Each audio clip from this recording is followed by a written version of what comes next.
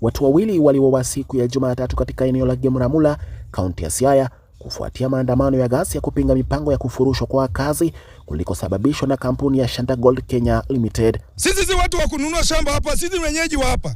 Na tumekataa kitu kama hiyo hapa Ramula.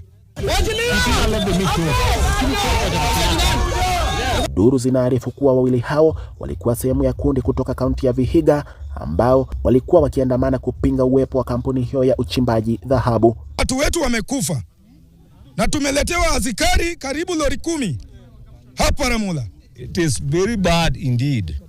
Losing your kid. Wakazi waliandamana wakitaka kubadilishwa kwa mpango huo, lakini taharuki ilizidi na kusababisha vifo hivyo. Maafisa wa utawala katika sehemu hiyo hata hivyo hawakutoa maelezo kuhusu kiini cha vifo hivyo.